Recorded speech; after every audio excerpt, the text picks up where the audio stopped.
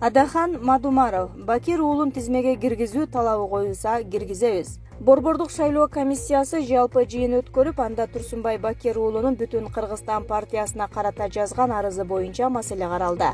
БШКнын жумушчу тобунун мүчөсү доклад окугандан кийин Турсунбай Бакир уулуна сөз берилип, саясатчы сөзүндө Бүтүн Кыргызстан партиясы курултайда бекитилген тизмени эмес, башка тизмени БШКга тапшырып койгонун айтып, аны мыйзамсыз экенин белгиледи. Андан сырткары Бакир уулу ушул маселеге Боршайкомдун укуктук баа берүүсүн суранды. Ал эми Бүтүн Кыргызстан партиясынын лидери Адахан Мадумаров документтерди тапшырууда техникалык ката кеткенин, убакыт аз калгандыгына байланыштуу болгон документтерди жөнөтүп жибергенин айтып, аны кийин оңдогонун кошумчалады. Бакир уулунун талабы эмне болуп атат? Бүтүн Кыргызстанды шайлоого катыштырбай коюу же партиянын алдыңкы 20-тизмесине кирүүбү? Тизмеге кирүү. Эгер ушул талап болуп аткан болсо, маселе жок, биз аны алдыңкы тизмеге киргизип коебуз, деп билдирди Мадумаров. Дамир Сабиров: Хатаганат, бир айтасың, эки айтасың, баары бир айла жок экен да. Болбосо 7-апрелде канчалаган кырчындай жаштар кетти.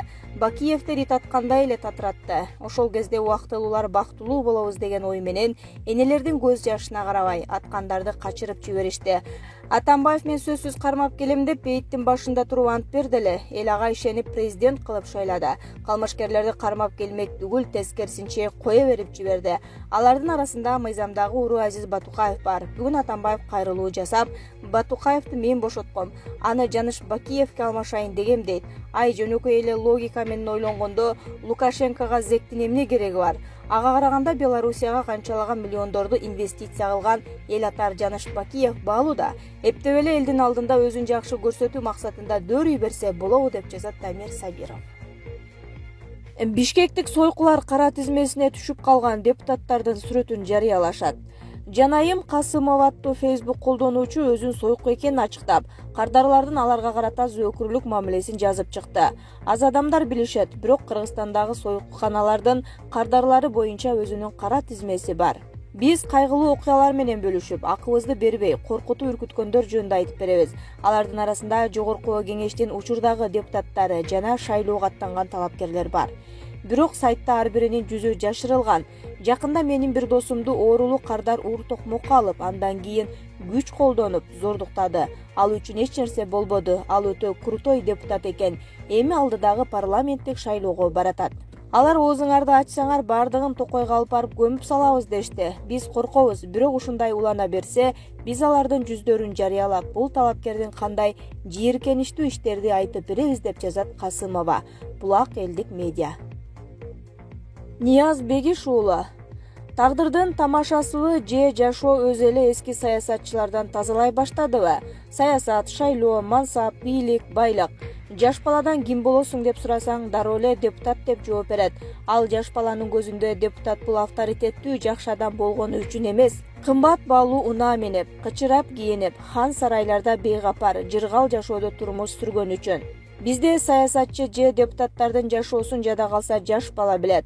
30 жыл сызда жашаган элдин саясатчыларга карата мамилелери акыркы жылдары кескин өзгөрдү. Акталбаган үмүттөр, аткарылбаган убадалар, бардыгын көрүп баамдап турган элдин көңүлүнө көк таштай эле тийди. Башкаруу система жаңырып, жаңы жүздөр, чыныгы мекенчилдер келсе деген тилектерди ар бир кыргызстандык жаран жүрөгү менен каалап, бөксөргөн көөдөндөрү менен өксүп алышат. Бирок кайра эле шайлоо башталат. Карасаң эле баягы жүздөр, баягы тойсо да тойгонун билбеген, мансаптын эсирлери болгон саясатчылар, элди тажаткан, байлыкка тойбогон, мансапка манчыркагандар. Эл алардын депутат болушун каалайбызбы же каалабайбызбы баары бир. Анткени алардын акчасы бар, миллиондоп берип партия аркылуу жогорку кеңештен орун алат. Анткени аларга элден, өлкөнүн тагдыры бир тыйын.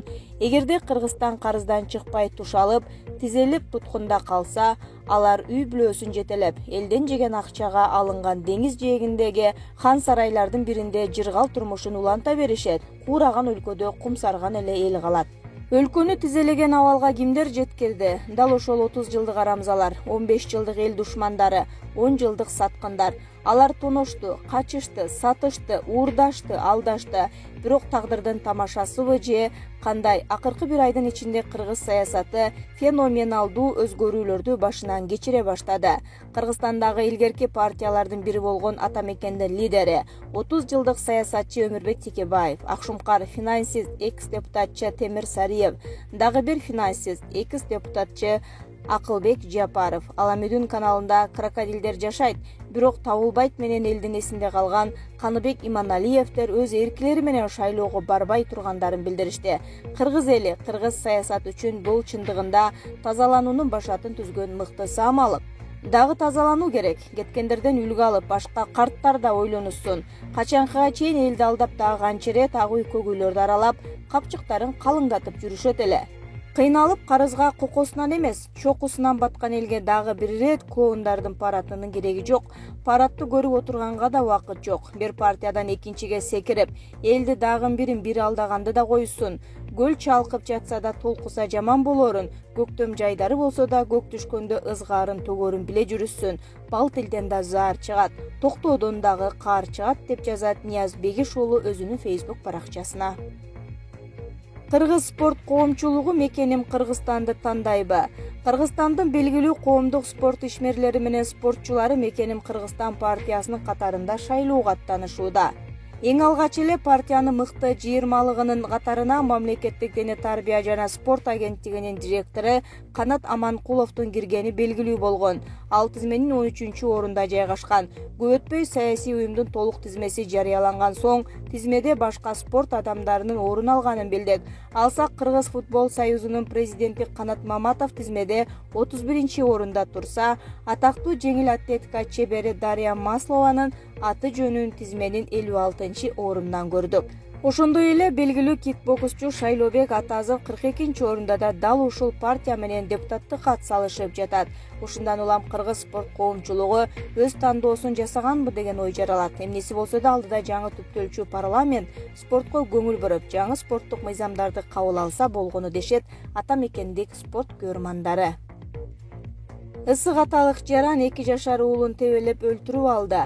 Ысык ата районундагы КИ аттуу жаран унаасын артка жылдырып жатып 2 жашар баласын сүзүп алган. Бул тууралуу Чүй областынын ички иштер башкармалыгынан билдиришти. Белгилүү болгондой, 2020-жылдын 14-августунда райондук ички иштер бөлүмүнө кырсык тууралуу билдирүү түшкөн.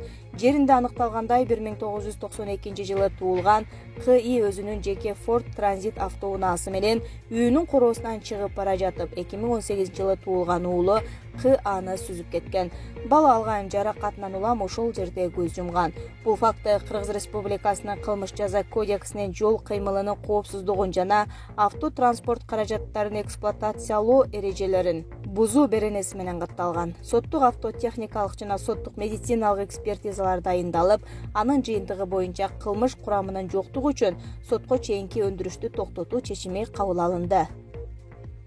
Ош шаарында жаш кыздын ачуу кыйкырыгы көп кабаттуу үйдөгүлөрдүн түн уйкусун бузду. Ош шаарында 1-сентябрдан 2-сентябрга караган түнү 20 жаштагы кызды 3 бала унаага салып, ала качып бара жаткан жеринен кошуналары куткарып калышты. Бул тууралуу Абсамат Масалиев проспектисиндеги көп кабаттуу үйлөрдүн биринде жашаган Айгүл аттуу тургун билдирди. Окуя болгон түнү Айгүл кыздардын үнүнөн ойгонгонун айтат. Түн бир окумда кыздардын ачуу кыйкырыгы угулду. Туруп эле терезени карасам, топ балдар бир кызды сүйрөп бара жатыптыр. Кошуналардын баары ойгонуп, кызды кое берүүнү талап кылышты. Бир кошунабыз жардамга баргыча балдар унааларына отуруп кызды таштап качып кетишти. Бирок үйдүн алдында да башка балдар турган экен. Алар жардам берип коюун ордуна карап турушту. Менин ошого аябай зээним кейди, деди Айгүл.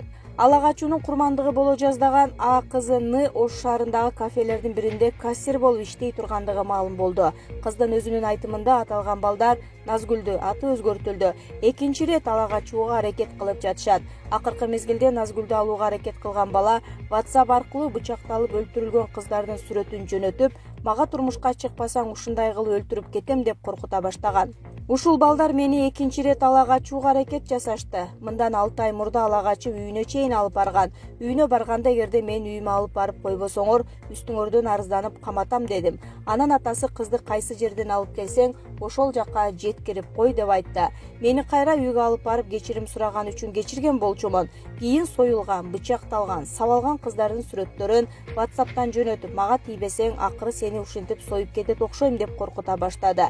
Жашаган жеримди, телефон номеримди, иштеген ишиме чейин алмаштырууга мажбур болдум. Баары бир таап алды. Азыркы батириме көчүп келгениме 1 ай боло элек. Бул жерде да таап алыптыр. Жумуштан түн жарымда чыгам. Кошуналарымдын айтымында күндүз булар унаасында үйүмдүн алдында отурган экен. Түнү жумуштан чыгып үйдүн алдына келгенде алдымдан чыга калып 1-2 сөз сүйлөп, 3 досу менен сүйрөп унаага мажбурлап салышты. Унаадан эптеп кайра жерге түшүп жардам сурап кыйкырдым. Кошуналарымдын баары кызды кое бер деп бакырышты. Бир кошуна байке чуркап келип куткарып калды. Балдар өзүмдү билбей жатып калганда качып кетишти, деди ал. Назгүлдүн айтымында Бекзат аты өзгөртүлдү. Аны коркутуп баштагандан кийин Ош шаардык милициясына барып болгон окуяны тергөөчүгө айтып берген. Бирок милиция кызматкерлери эч кандай арыз жаздырган эмес. Акыры сабырым кетип арыз жазайын деп милицияга бардым. Аларга болуп жаткан окуялардын баарын айтып бердим. Мага жөнөткөн сүрөттөрүн, жазгандарын көргөздүм. Алар Бекзатты чакырышты. Тергөөчү менен Бекзат өздөрүнчө бир бөлмөдө сүйлөшүп чыгышты. Кийин экөөбүздү беттештирип, сиз бара бериңиз, биз өзүбүз бул жагын бүтүрөбүз деп мени чыгарып жиберишти.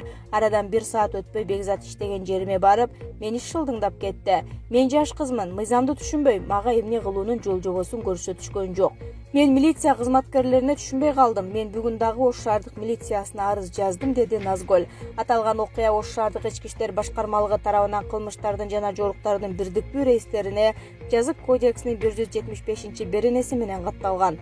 Учурда жабырлануучуга соттук медициналык экспертиза дайындалды. Аталган окуя боюнча тергөө иштери жүрүп жатат. Окуя 1 сентябрдан 2 сентябрга караган түнү катталган. Анда бир топ балдар А кызы Н аттуу кызда жумуштан үйгө кирип бара жатканда ала качууга аракет кылган.